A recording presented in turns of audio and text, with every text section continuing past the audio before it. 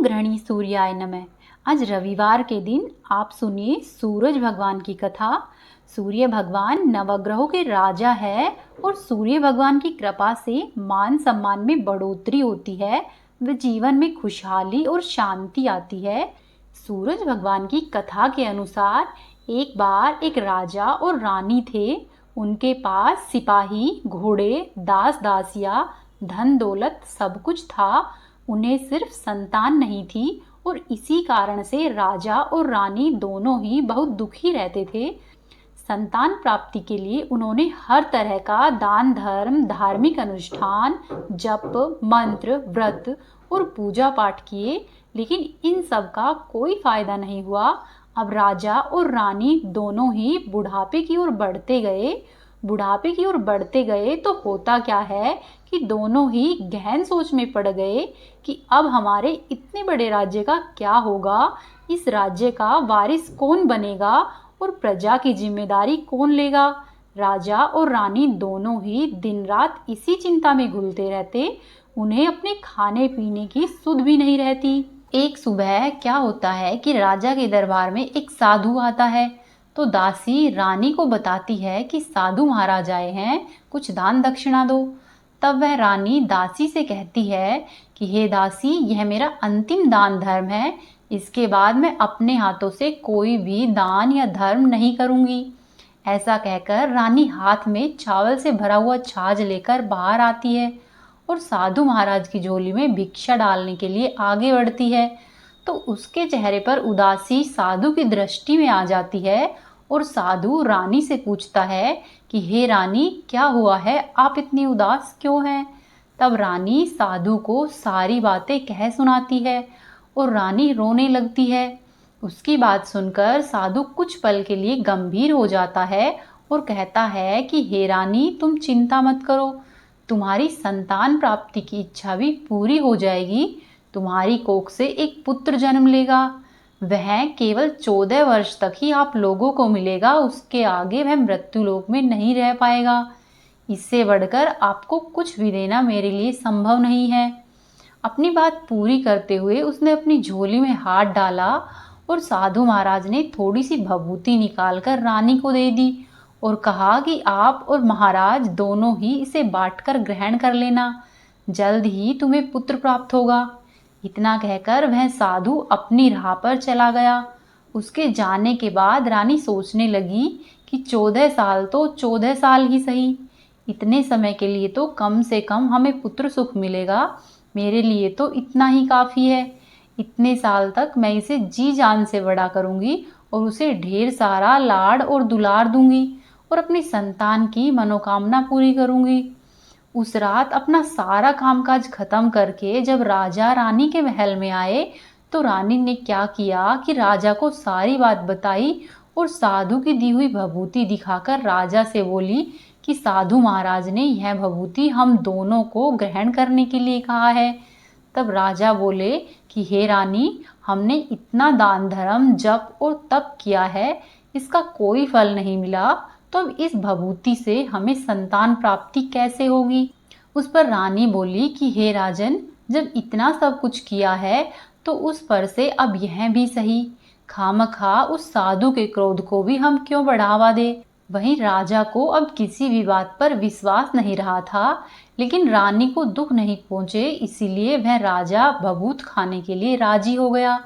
राजा राजी तो हो गया और फिर राजा और रानी दोनों नहाते हैं, फिर अपने भगवान का स्मरण करते हैं और अपने पूर्वजों का स्मरण करते हैं और फिर उस साधु महाराज का नाम स्मरण करके वह भभूत दोनों मिल बांट कर खाते हैं। उसके बाद दोनों ही निश्चिंत होकर सो जाते हैं। धीरे धीरे कुछ दिन और व्यतीत हुए और साधु के कहे अनुसार ही रानी गर्भवती हो गई। ऐसा सुनकर राजा और रानी दोनों की ही खुशी समाती नहीं थी। राजा रानी से बोले कि हे महारानी, सचमुच ही हम पर साधु महाराज की कृपा हो गई है। 2-3 माह और धीरे धीरे 9 माह और 9 घंटे पूरे होकर रानी ने एक सुंदर और गोरे चिट्टे पुत्र को जन्म दिया। राजा ने बड़ी ही धूमधाम से पुत्र का नामकरण किया, बड़ा उत्सव मनाया गया। अब पुत्र की कुंडली देखने के लिए राज्य के सबसे बड़े विद्वान पंडित को बुलाया तो कुंडली देखकर पंडित जी बड़े चिंतित हुए और कहने लगे कि महाराज, हमारा राजपुत्र सिर्फ 14 साल तक ही हमारे पास रहेगा। राजा को इस बात की भनक पहले ही थी। रानी को भी साधु महाराज की बात याद थी, इसलिए दोनों ही चुप रह जाते हैं। इसके बाद राजा और रानी बड़े लाड़ प्यार से अपने बेटे की परवरिश करते हैं और उसकी हर ख्वाहिश पूरी करते हैं। थोड़े समय के लिए ही सही, भगवान ने संतान देकर उनकी इच्छा पूरी की थी। इसे ही वे अपना भाग्य मानते थे। धीरे धीरे दिन व्यतीत होते गए और राजपुत्र दिनों दिन बढ़ता चला गया। जब वह 7 साल का हो जाता है तो राजा एक अच्छे गुरु की नियुक्ति करके उसे पढ़ाई लिखाई, राजशास्त्र, शस्त्र विद्या, घुड़सवारी इत्यादि 12 विद्याओं का शिक्षण देते हैं। जब वह शस्त्र विद्या में पारंगत हो जाता है और 12 साल की उम्र का हो जाता है, तब एक अच्छी सी राजकन्या खोजकर राजा उसकी शादी करा देते हैं। इसी तरह से दिन व्यतीत होते रहते हैं तो 2 और साल बीत जाते हैं। बेटा 14 का हो जाता है। एक दिन राजपुत्र राजा से बोला कि पिताजी, मैं अपना सारा राज्य घूमकर देखना चाहता हूँ। आज तक मैंने सिर्फ इस रजवाड़े के अलावा और कुछ नहीं देखा है। बेटे की बात सुनकर राजा चिंतित हो जाते हैं, क्योंकि पुत्र का 14वां साल शुरू हुआ था। अब कोई अनहोनी होने का वक्त नजदीक आ पहुंचा था। लेकिन राजा ये सब बातें पुत्र को बता नहीं सकता था। वह क्या करता कि चेहरे पर खुशी लाकर बेटे से कहता है कि हाँ हाँ, जरूर जाओ बेटा, तुम्हें अपना सारा राज्य घूमकर देखना चाहिए। कहाँ क्या है यह सब जानना चाहिए। कल को मेरे बाद तुम्हें ही तो राजा बनना है। मात्र एक बात का ध्यान रखना कि तुम कहाँ जा रहे हो, क्या कर रहे हो, यह बात अपनी पत्नी को नहीं बताना। पुत्र कहता है, ठीक है पिताजी, आपने जो कहा है मैं वैसा ही करूँगा। तो होता क्या है कि राजपुत्र दिन भर अपनी पत्नी के साथ रहता, खुशियां मनाता और रात को ठीक 12 बजे बिस्तर से उठकर बाहर चला जाता और फिर सुबह होने से पहले ही वह अपने महल में आकर सो जाता। ऐसा बहुत दिनों तक चलता रहा। अब पुत्र का 14वां साल खत्म होने में कुछ दिन ही बाकी रहते हैं। इतने में होता क्या है कि उसकी पत्नी यानी कि छोटी रानी रात में जाग जाती है। वह देखती है कि बिस्तर पर राजपुत्र नहीं है। वह अब महल में सब जगह देखती है तो उसे राजपुत्र कहीं पर भी नजर नहीं आता। तो वह क्या करेगी, किससे कहेगी, ऐसा सोचकर वह चुप रहती है। फिर सुबह होने पर वह देखती है कि उसका पति अपनी जगह पर सोया हुआ है। वह अपने पति से कुछ नहीं पूछती, लेकिन अगली रात भी वैसा ही होता है। तीसरी रात, चौथी रात, ऐसा बहुत दिनों तक चलता रहता है। छोटी रानी बहुत ही चिंतित हो जाती है। पति रात को जाता कहाँ है, किससे मिलने जाता है, उसके मन में ढेरों सवाल उठते हैं। लेकिन उसे पूछने में डर लगता है कि शायद पति गुस्सा कर बैठे। सास ससुर से पूछने के बारे में सोचा तो उसकी कुल मर्यादा बीच में आ जाती थी। तो इसी तरह से मन ही मन वह कुढ़ती रहती थी। इस हालत में उसे खाने पीने में दिलचस्पी नहीं होती। वह दिनों दिन दुबली पतली होती जा रही थी। तो वहीं उसी राज्य में एक फूल बेचने वाली बूढ़ी मालिन थी। वह हमेशा ही छोटी रानी को फूल देने के लिए उसके महल में आती थी। उस बुढ़िया का ध्यान छोटी रानी पर जाता है। वह छोटी रानी से पूछती है कि बेटी, तुम्हें किस बात का दुख है? तुम इस तरह से सूख कर कांटा क्यों बनी हुई हो? उस पर छोटी रानी कहती है कि अम्मा, मैं तुम्हें क्या बताऊं, तुम्हारा राजपुत्र हर रात बिस्तर पर से उठकर कहीं चला जाता है और सुबह सवेरा होने से पहले ही वापस आकर सो जाता है। वह कहाँ पर जाता है, क्या करता है, यह सोच सोच कर ही मैं अन्न और जल ग्रहण नहीं कर पाती और इस तरह से सूख सूख कर कांटा बन गई हूँ। तब बुढ़िया ने उसकी सब बातें सुनी और उसे एक उपाय बताती है कि बेटी, आज ऐसा करना कि रात को तुम नहीं सोना, उसके पीछे जाकर देखना कि वह आखिरकार कहाँ जाता है, क्या करता है। तुम उसकी अच्छी तरह से पहरेदारी करना। इस पर छोटी रानी ने कहा कि अम्मा, यदि मुझे नींद आ गई तो? तब बूढ़ी अम्मा बोली कि तुम्हें नींद नहीं आए इसलिए एक काम करना, अपने बाएं हाथ की उंगली में एक जख्म करना और उस पर थोड़ी सी मिर्ची छिड़कना। उससे तुम्हें बड़ी जलन होगी और उस पीड़ा से तुम्हें रात भर नींद नहीं आएगी। छोटी रानी बुढ़िया के कहे अनुसार ही करती है। अपनी उंगली पर छोटा सा जख्म लगाती है और उस पर मिर्ची डालती है। उंगली की जलन से उसे रात में बहुत देर तक नींद नहीं आती, लेकिन बाद में वह सो जाती है। दूसरे दिन सुबह जब बुढ़िया फूल लेकर उसके महल में आती है और पूछती है कि क्या हुआ बेटी, देख पाई क्या पति कहाँ जाता है? तब रानी कहती है, नहीं अम्मा, पहले कुछ समय तक जलन के कारण मुझे नींद नहीं आई, परंतु कुछ देर बाद मैं सो गई। इस पर बुढ़िया कहती है कि कोई बात नहीं, आज तुम उंगली पर पहले से थोड़ा बड़ा जख्म करना और ज़्यादा मिर्ची लगाना। अगली रात्रि छोटी रानी वैसा ही करती है, परंतु वह सिर्फ पति के बिस्तर से उठकर बाहर निकलते वक्त तक ही जाग पाई। वह उसके पीछे नहीं जा सकी, क्योंकि उस समय तक उसकी आंखें मुंद गई थी। दूसरे दिन जब बुढ़िया फूल लेकर आती है तो उसके पूछने से पहले ही रानी रोकर कहती है कि अम्मा, मैं आज भी उनकी पहरेदारी ठीक तरह से नहीं कर पाई। तब बुढ़िया कहती है कि रानी, रोना नहीं, सब कुछ ठीक हो जाएगा। तुम ऐसा करना, आज रात्रि को जख्म को और बड़ा करना और उस पर ज़्यादा मिर्च छिड़कना। और एक काम करना बेटी, जब वह जाने के लिए निकलता है तो उसका रास्ता रोक लेना। बुढ़िया ने जैसा बताया था रानी ने वैसा ही किया। आज रात उसे नींद नहीं आती। पति जब रात को 12 बजे बिस्तर से उठकर महल से निकलने के लिए चलने लगता है तो वह रानी बुढ़िया ने जैसे बताया था उसके ही अनुसार दौड़कर आती है और पति का रास्ता रोकती है और कहती है कि आप कहाँ जा रहे हो, किनसे मिलने जा रहे हो, मुझे सब कुछ बताओ। राजपुत्र उसे समझाने की बहुत कोशिश करता है। राजपुत्र कहता है कि देखो, अगर मैंने तुम्हें बता दिया तो मैं तुमसे दोबारा कभी नहीं मिल पाऊंगा। तब छोटी रानी कहती है कि कोई बात नहीं, न मिल पाओ तो न सही, लेकिन आप रात के समय कहाँ जाते हो, यह सब मुझे बताइए। राजपुत्र यह सुनकर निरुत्तर हो जाता है और पत्नी की जिद के आगे उसकी एक नहीं चल पाती। ठीक उसी समय उसका 14वां साल खत्म होकर 15वां साल लगने वाला था। जो होता है वह हो जाने दो। राजपुत्र ऐसा सोचता है और कुछ चावल मंत्रों से सिद्ध करके अपनी पत्नी के हाथ में देता है और कहता है कि इन चावलों के दानों को दोनों हाथों की मुट्ठी में पकड़ लो। पहले दाएं हाथ में पकड़े हुए चावल मेरे ऊपर फेंकना, मैं कौन हूँ यह तुम्हें पता चल जाएगा। फिर अपने बाएं हाथ में पकड़े हुए चावल मेरे ऊपर फेंकना, मैं जैसा था तुम्हें मिल जाऊंगा। लेकिन यदि तुम बाएं हाथ के चावल मेरे ऊपर फेंकना भूल गई तो मैं तुम्हें कभी भी नहीं मिलूंगा। ऐसा सुनकर रानी ने नहीं भूलूंगी ऐसा बड़े ही आत्मविश्वास से कहा और अपने दाएं हाथ में पकड़े हुए चावल अपने पति के ऊपर फेंक दिए। तो राजपुत्र एकदम से एक विशाल घोड़ा बन जाता है, एकदम उम्दा, सफेद, गर्दन पर लंबी लंबी अयाल। देखते ही देखते वह तेजी से दौड़ने लगता है। रानी उस घोड़े को एकदम भौचक्की होकर देखने लगती है और पति ने बाएं हाथ के चावल फेंकने की जो बात कही थी वह भूल जाती है। उसकी आंखों के सामने ही वह घोड़ा महल से निकलकर चला जाता है। घोड़ा जो महल से बाहर जाता है तो वह वापस नहीं आता। अब रानी को बड़ा ही पश्चाताप होता है और वह स्वयं को कोसने लगती है, लेकिन अब उसका कोई फायदा नहीं होने वाला था। राजपुत्र अब कभी भी वापस नहीं आने वाला था।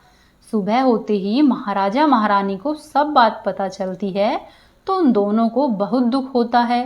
वे बिस्तर पकड़ते हैं और राह देखते हैं कि एक दिन उनका बेटा जरूर वापस आ जाएगा। इसी तरह से 1 महीना गुजरता है, 2 महीने गुजरते हैं, 3 महीने गुजरते हैं और आखिरकार धीरे धीरे 6 महीने पूरे हो जाते हैं। राजपुत्र का खूब पता लगाने पर भी कोई पता नहीं लगता। वहीं राज्य का प्रधान राजपुत्र को ढूंढने के लिए राज्य के गांव-गांव सिपाही भेजता है, लेकिन उन्हें कहीं भी कोई सफलता नहीं मिलती। इधर छोटी रानी अपनी हठ के कारण पति गायब हो गया, यह सोचकर स्वयं को मन ही मन कोसती रहती। फिर वह प्रण लेती है कि कुछ भी करके मैं अपने पति को ढूंढकर जरूर लाऊंगी। ऐसा सोचकर वह एक दिन सुबह सवेरे उठकर सास और ससुर के महल में जाती है और कहती है कि मैं अपने पति की खोज के लिए जा रही हूँ।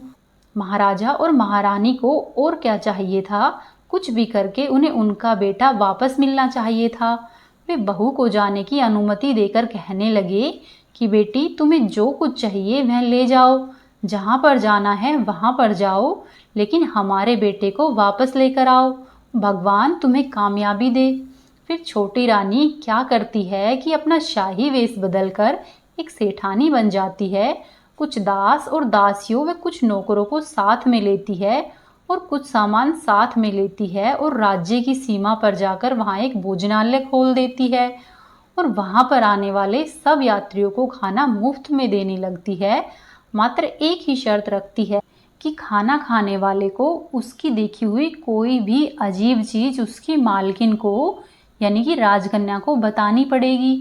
तो वहां पर आने वाला हर नागरिक अपनी तरफ से मैंने यह देखा, मैंने वह देखा, ऐसा कहकर वह मुफ्त में खाना खाकर जाता, परंतु रानी को जो बात चाहिए थी वह अब तक नहीं मिल रही थी। ऐसे ही कुछ दिन बीत गए तो इधर क्या होता है कि रानी के महल में जो फूल लेकर बुढ़िया अम्मा आती थी, उनके एक बेटा और एक बहू थे और उनका एक पोता भी था, यानी कि बुढ़िया के बेटे बहू का बेटा था। तो बेटा और बहू सुबह सुबह काम के लिए निकलने जाते तो पोते को संभालने की जिम्मेदारी बुढ़िया पर थी। बुढ़िया दिन भर पोते को संभालती। तो एक दिन होता क्या है कि बुढ़िया को पान खाने की आदत थी, तो पान लगाने के लिए चूना चाहिए था। वह उसे तैयार करने के लिए सीपियाँ लेने गई। इन सीपियों को भूनने के लिए गोबर के कंडे चाहिए थे। कंडे इकट्ठा करने के लिए वह बांस की टोकरी लेकर चरवाहे के मैदान में गई। वहां पर बहुत सारे कंडे थे।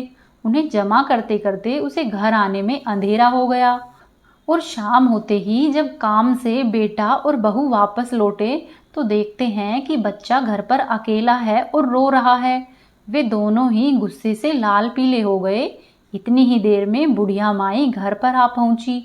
बेटे ने पूछा कि पोते को घर में अकेला छोड़कर कहाँ गई थी। तब बुढ़िया बताने लगी कि मैं गोबर के कंडे इकट्ठा करके लाई हूँ। इस पर बेटा बोला कि दोबारा बच्चे को अकेला घर पर छोड़कर यदि कहीं पर गई तो मैं तुम्हें बहुत पीटूंगा। तब बुढ़िया कहने लगी कि नहीं बेटा, फिर कभी भी ऐसा नहीं करूंगी। लेकिन दूसरे ही दिन बुढ़िया वह बात भूल गई और फिर से चरवाहे के मैदान में कंडे इकट्ठा करने के लिए चली गई। शाम को जब फिर से बेटा बहू घर पर वापस लौटे तो देखते हैं कि बच्चा घर पर अकेला है और रो रहा है। अब बुढ़िया के बेटे की सहनशक्ति खत्म होने लगती है और वह बुढ़िया को वापस आने पर उसे घर से निकाल देता है। बुढ़िया रात भर घर के बाहर अंधेरे में बैठी रहती है और सुबह होते ही हाथ में टोकरी लेकर कंडे इकट्ठे करने के लिए चली जाती है। उस दिन उस पर कंडा इकट्ठा करने का मानो पागलपन सवार हो गया था। कंडे इकट्ठे करते करते कब अंधेरा हो गया उसे मालूम ही नहीं चला। जब उसे ध्यान आया तो गांव का रास्ता भी ठीक तरह से दिखाई नहीं दे रहा था। वह अंधेरे में आंखें फाड़कर देखती देखती कि किसी तरह से मैं आगे निकल जाऊं। तो होता क्या है कि एक कपिला गाय छन छन की आवाज करते हुए, गले की घंटी बजाते हुए ठुमक कर उसी मैदान पर आ गई। उसे देखकर बुढ़िया सोचने लगी कि मैं इस गाय के पीछे पीछे जाऊंगी तो हो सकता है कि मैं गांव तक पहुंच जाऊं। तब बुढ़िया उसके पीछे पीछे चलने लगती है। वह गाय क्या करती है कि उस मैदान से लेकर एक एक करके 6 मैदान पार करती है। आखिर में वह 7वें मैदान पर पहुंचती है तो वहां क्या होता है कि उस मैदान पर एक बड़ा सा पत्थर है। गाय जाकर उस पत्थर को अपना सींग मारती है। सींग मारा तो वह पत्थर दूर हट गया और नीचे पाताल में जाने के लिए सीढ़ियां दिखाई देने लगी। तब वह गाय उन सीढ़ियों से नीचे जाने लगी। बुढ़िया वह सब देखती रही और झट से जाकर गाय की पूंछ पकड़ लेती है। पूंछ पकड़कर वह गाय के साथ ही नीचे पाताल में पहुंच जाती है। पाताल में पहुंचते ही बुढ़िया ने तुरंत ही गाय की पूंछ छोड़ दी और इधर उधर देखने लगी। वहीं से बुढ़िया ने देखा कि पाताल में सब जगह जगमगाहट है, दीप और दिए जल रहे हैं और तेज रोशनी गाय के ऊपर पड़ती है और वहां पर अद्भुत घटनाएं घटने लगती है। गाय के नीचे जाते ही उसके गले में अपने आप सांकल पड़ गई और छम छम करके कोई दुधाड़ी में गाय का दूध दूहने लगा। लेकिन जो भी कोई वह कर रहा था वह दिखाई नहीं दे रहा था। बुढ़िया बहुत घबरा गई और कहाँ आकर फंस गई ऐसा सोचने लगी और वह यहाँ वहाँ पर छिपने के लिए जगह ढूंढने लगी। लेकिन उसे कहीं भी जगह नहीं मिली। हर जगह पर उजाला ही उजाला था। तो वह यूं ही एक कोने में खड़ी रह गई और जो कुछ सामने हो रहा था उसे चुपचाप देखने लगी।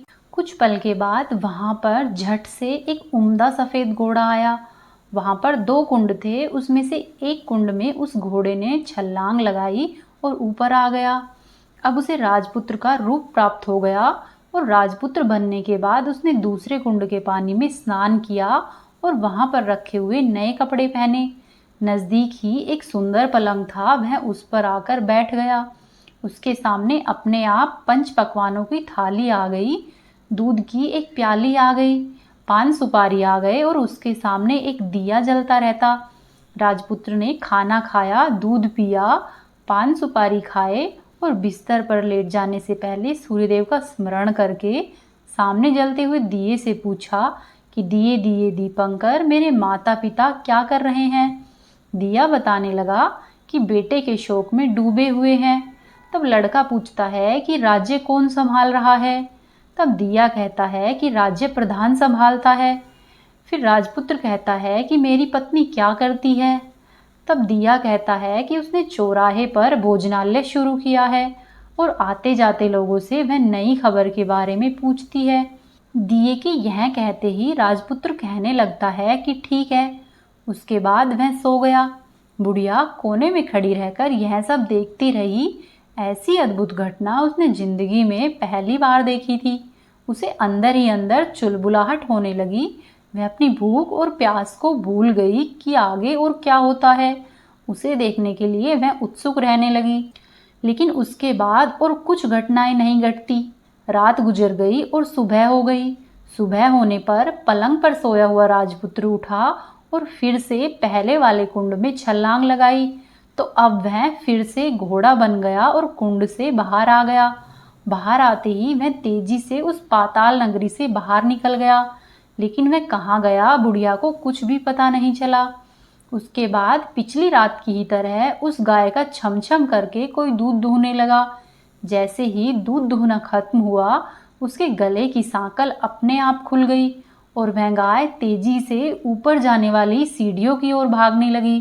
गाय को दौड़ते देखकर बुढ़िया सोचने लगी कि अब गाय के साथ ही यहाँ से ऊपर जाने में समझदारी है, नहीं तो कोई मुसीबत आकर खड़ी हो जाएगी। बुढ़िया माई ने झट से उस गाय की पूंछ पकड़ ली और गाय के साथ ऊपर आ गई।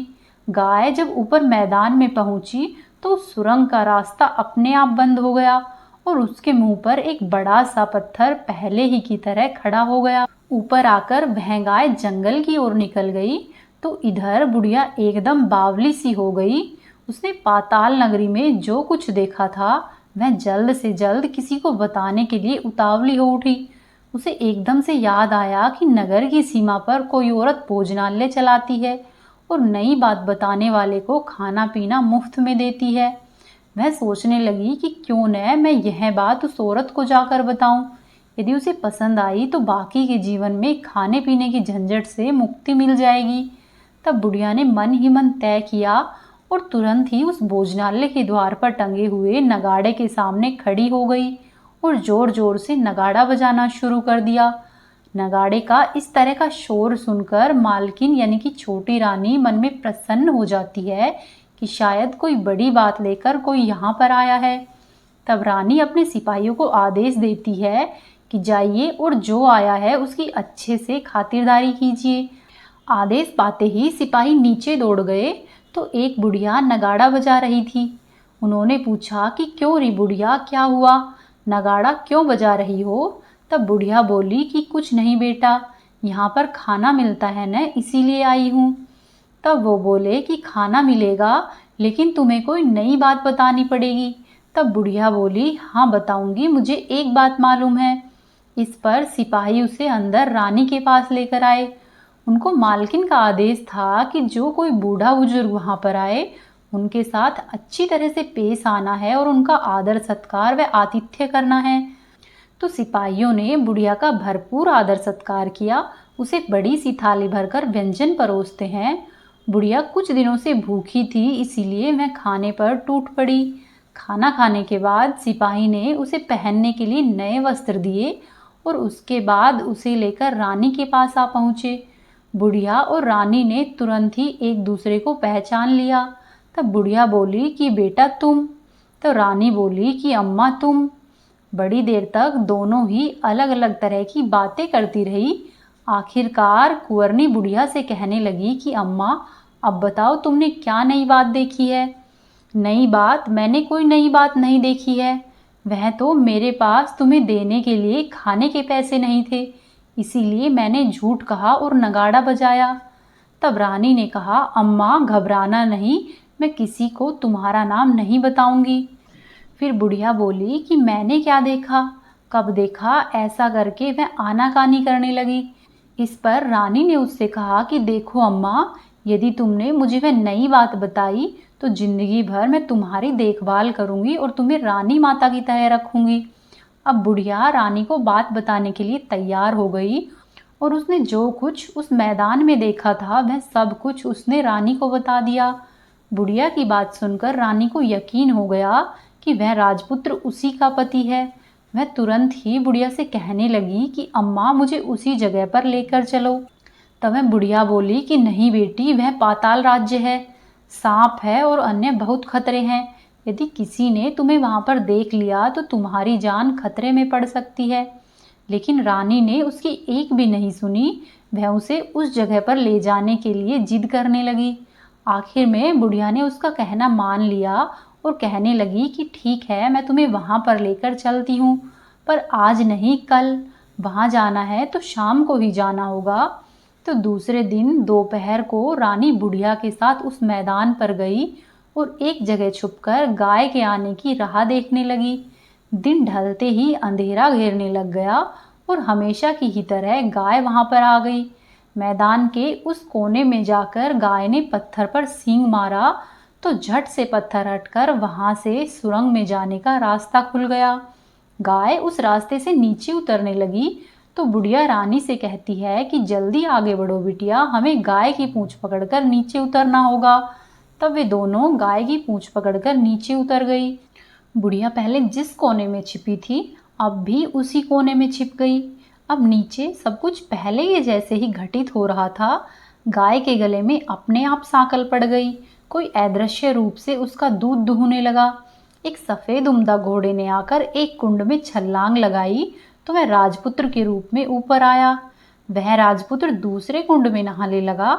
बाद में उसके सामने खाने की थाली आ गई और दूध की प्याली आ गई, पान का बीड़ा आ गया।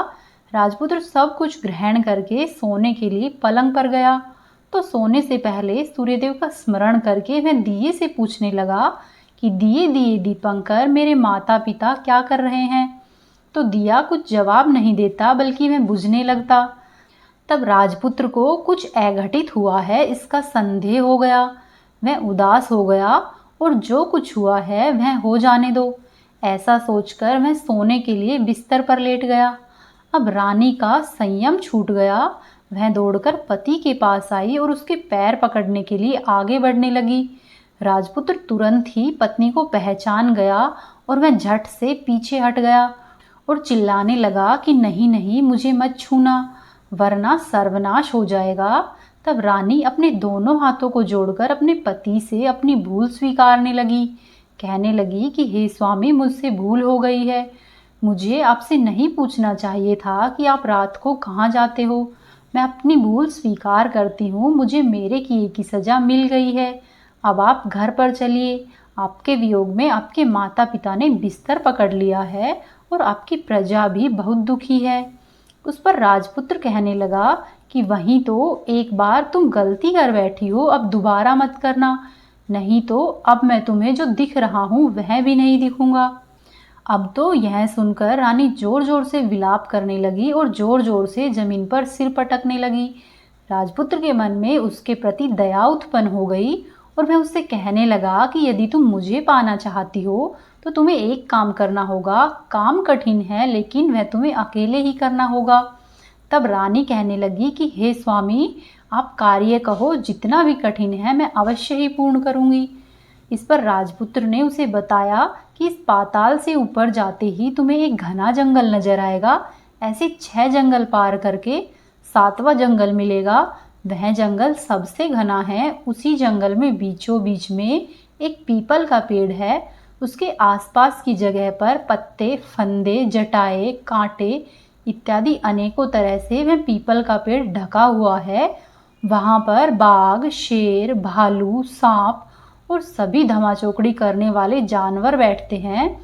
तुमको उन सबको भगाकर वह जगह साफ करनी है। उस जगह की गोबर से पुताई करके उसको पवित्र बनाना है, रंगोली से सजाना है। उसके बाद वहां पर धूप, कपूर, अगरबत्ती जलानी है। फूल कुमकुम से पेड़ के तने की पूजा करनी है। दूध दही से बने हुए चावल का भोग चढ़ाना है। ये सब तुम्हें दोपहर को 12 बजे से पहले पहले करना है। 12 बजे के समय तुम्हें उस जगह पर बैठकर सूर्य भगवान का ध्यान करना है। ठीक 12 बजे सूर्य भगवान का रथ वहां पर उतरेगा। वे यह सब देखकर खुश हो जाएंगे और कहेंगे कि जिस किसी ने यह सब किया है उसे मैं मनचाहा फल दूंगा। तो तुम उसके सामने जाकर उनके रथ का दाहिना घोड़ा मांगना, तो मैं तुम्हें मिल जाऊंगा। इतनी बात कहकर राजपुत्र अपने पलंग पर सो गया और छोटी रानी भोर होने की राह देखने लगी। भोर होते ही वह बुढ़िया के साथ गाय की पूंछ पकड़कर ऊपर आ गई और ऊपर आने के बाद वह बुढ़िया से कहने लगी कि अम्मा, अब मैं अकेले ही आगे जाऊंगी, तुम भोजनालय पर वापस चली जाओ। ऐसा कहकर वह जंगल में जाकर राजपुत्र की बताई हुई जगह ढूंढने लगी और स्वयं आरी से वह जगह साफ कर दी। बाद में राजपुत्र ने जैसे जैसे बताया था वैसे ही उसने वहां की लिपाई पुताई की, रंगोली बनाई और वापस आ गई। दूसरे दिन सुबह होने से पहले ही उठी और जंगल में उसी जगह पर जा पहुंची। वहां जाकर इत्र गुलाब का पानी छिड़का और वह जगह सुगंधित की। धूप अगरबत्ती जलाकर उसे पवित्र किया और पूजा की सब सामग्री तैयार करके सूर्य भगवान का ध्यान करने के लिए वहां पर बैठ गई। जैसा कि पति ने बताया था, दोपहर को ठीक 12 बजे सूर्य भगवान का रथ उस पीपल के पेड़ पर आकर रुका है और सूर्य भगवान ने जब रथ से नीचे देखा तो सुगंधित वातावरण देखकर वे प्रसन्न हो गए और फिर वे बोले कि जिस किसी ने भी यह कार्य किया है वह यहाँ पर आकर मुझसे कुछ भी मांग ले, मैं उसे अवश्य ही दूंगा। रानी ने जब ये शब्द सुने तो मैं बिना समय गवाए हुए दौड़कर उनके सामने आ गई और उनको साष्टांग नमस्कार करके बोली कि हे भगवान, वह मैं ही हूँ, मैंने ही यह जगह साफ की है। तब सूर्यदेव ने कहा कि अच्छा, तो जो तुम्हें चाहिए वह वरदान मांगो। तब मैं हाथ जोड़कर बोली कि हे भगवान, मुझे आपके रथ का दाहिना घोड़ा दे दीजिए। तब सूर्य भगवान बोले कि नहीं नहीं, मैं तुम्हें और कुछ भी दे सकता हूँ लेकिन यह घोड़ा नहीं दे सकता। मेरे रथ के 12 घोड़े हैं, तुम चाहो तो कोई और घोड़ा मांग लो, लेकिन यह दाहिना घोड़ा मैं तुम्हें नहीं दे सकता। तब छोटी रानी ने सूर्यदेव की एक नहीं सुनी और वह सूर्यदेव से एक ही बात कह रही थी कि मुझे यह दाहिना घोड़ा ही चाहिए, नहीं तो मैं आपके पैरों में गिरकर अपने प्राण दे दूंगी। अब सूर्यदेव भी धर्म संकट में पड़ गए। उन्होंने वचन दे दिया था और अब वे अपने वचन से पलट नहीं सकते थे। ठीक है, दे दिया तुम्हें घोड़ा। सूर्यदेव ने ऐसा कहा और फिर एक बात और भी कही कि देखो, मैंने तुम्हें घोड़ा तो दिया है लेकिन वह तुम्हें यहाँ पर नहीं मिलेगा, तुम उसे पाताल में जाकर उसे लेकर आओगी। तब रानी बोली कि हे सूर्यदेव, पाताल में तो क्या, मैं भगवान के पास भी उन्हें पाने के लिए जा सकती हूँ। रानी के ऐसे वचन सुनकर सूर्यदेव उन्हें आशीर्वाद देकर अपने मार्ग में चले गए और इधर रानी जंगल से अपने भोजनालय में वापस आ गई। फिर वह बुढ़िया को लेकर उसी मैदान पर आ गई और जल्दी ही शाम हो गई। शाम होते होते फिर से वह गाय आई और उस गाय ने सींग मारकर सुरंग का पत्थर हटाया और फिर से नीचे उतरने लगी। रानी और बुढ़िया दोनों ने ही जल्दी जल्दी उसकी पूंछ पकड़ ली और पूंछ पकड़कर गाय के साथ ही नीचे उतर आई। नीचे पाताल में सब घटनाएं पहले की ही तरह घटने लगी। घोड़े का एक कुंड में नहाकर राजपुत्र बन जाना, नहा धोकर पलंग पर जाकर बैठना, तो उसे खाने की थाली, दूध की प्याली आना, पान का बीड़ा आना। लेकिन आज एक बात नहीं घटी कि आज एक की जगह दो दो थाली, दो दो दूध की प्याली, दो दो पान के बीड़े उसके सामने आ गए। वह कुछ नहीं बोला, अपने हिस्से की थाली खाकर, दूध पीकर और पान का बीड़ा चबाकर वह सोने चला गया। और हमेशा की ही तरह दिए से पूछने लगा कि दिए दिए दीपंकर, मेरे माता पिता क्या करते हैं। तब दिए ने बताया कि वे दोनों तुम्हारे शोक में मरने की स्थिति में पहुंच गए हैं। ऐसा सुनकर झट से उसकी आंखों से आंसू टपकने लगे। वह फिर से पूछने लगा कि दिए दिए दीपंकर, मेरा राज्य कौन चला रहा है। तब दिए ने कहा कि तुम्हारा राज्य प्रधान चला रहा है और वह सब कुछ हड़प चुका है। वह प्रजा पर बहुत ही अत्याचार कर रहा है। यह सुनकर राजपुत्र को बहुत क्रोध आया। वह क्रोध से अपनी मुट्ठी भींचने लगा। फिर आगे राजपुत्र पूछता है कि दिए दिए दीपंकर, मेरी पत्नी क्या कर रही है। यह सुनकर दिया कुछ नहीं बोला, चुप रहा। अब रानी का संयम जवाब दे गया। वह दौड़कर पति के गले लग गई।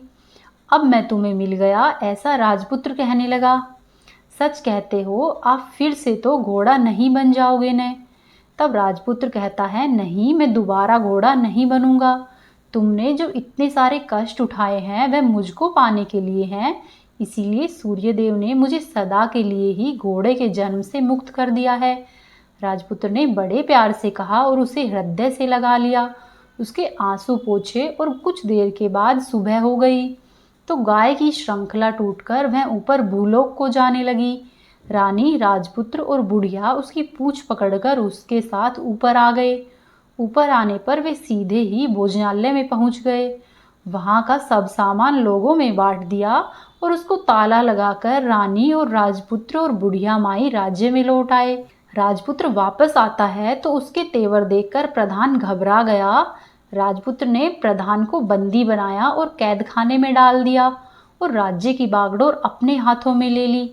उसके बाद वह अपने माता पिता को मिलने के लिए उनके महल में गया। तब राजपुत्र क्या देखता है कि उसके माता पिता उसके शोक में अस्थि पंजर बने हुए हैं। पुत्र को वापस आया हुआ देखकर मरने की स्थिति में पहुंचे हुए राजा और रानी की आंखों में टप टप आंसू बहने लग गए।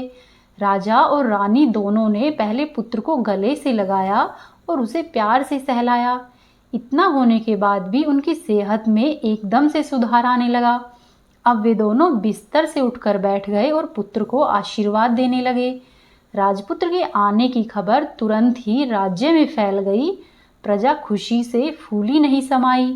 प्रजाजन राजमहल के सामने इकट्ठे हो गए और सब ने राजपुत्र के दर्शन किए और आज से उन्हें कोई भी दुख नहीं पहुंचाएंगे, ऐसा वचन भी दिया। अब राजा राजपुत्र का राज्याभिषेक करके उसे सिंहासन पर बिठाता है और अपनी बहू को महारानी होने का दर्जा देता है और स्वयं अपनी पत्नी के साथ ईश्वर का नाम लेते हुए खुशी खुशी दिन व्यतीत करते हैं। महाराजा बना हुआ राजपुत्र अच्छी तरह से राज्य चलाने लगा और अपनी पत्नी के साथ सुख शांति से जीवन बिताने लगा। उस बुढ़िया को भी रानी ने अपने पास ही रख लिया और उसकी अच्छी तरह से देखभाल करने लगी और इस तरह से बुढ़िया और उसके बुढ़ापे के दिन खुशी से गुजरने लगे। हे सूर्यदेव, जैसी आपने रानी पर कृपा की है वैसी ही हम सब पर करना। इस कहानी को कहने वाले, सुनने वाले और होकारा भरने वाले सब पर अपनी कृपा रखना। तो ये थी सूरज भगवान की कहानी। वीडियो को लाइक करें, वीडियो को शेयर करें, कमेंट बॉक्स में जय सूर्य भगवान अवश्य ही लिखें।